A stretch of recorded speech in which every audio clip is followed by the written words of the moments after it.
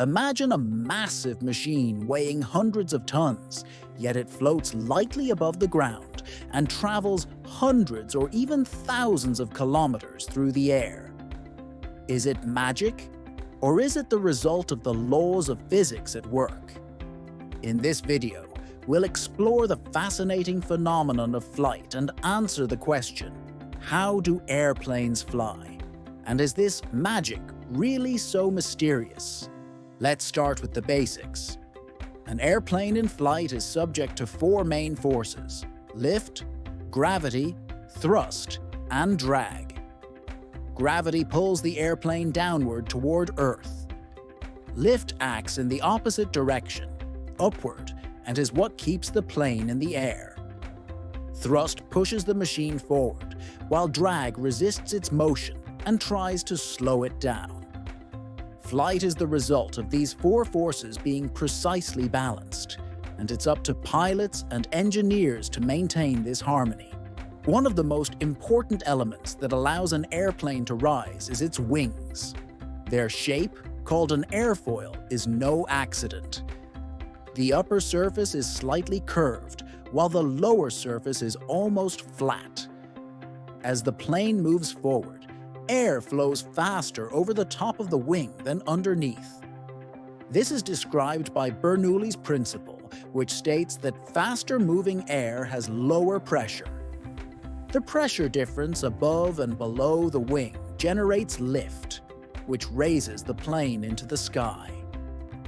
You might think that having wings is enough, but without thrust, the plane wouldn't move. Jet or turboprop engines generate thrust, propelling the aircraft forward at high speed. Without this speed, air wouldn't flow properly over the wings and lift wouldn't be generated. But is flight just about wings and engines? Not quite. Controlling an airplane is a complex process, relying heavily on control surfaces, ailerons, rudder, and elevators. These allow the pilot to climb, descend, and turn. Small movements of these controls change the direction of airflow, enabling precise maneuvers and maintaining stability in flight. We rarely think about the fact that the air we breathe is the medium for aerodynamic forces. Commercial airplanes fly at altitudes of up to several kilometers above Earth, where the air is much thinner than at sea level. Less air means lower density, making it harder to generate lift. That's why passenger planes fly so fast, to compensate for lower pressure and ensure enough lift. Wing design is specially optimized to work efficiently at these altitudes.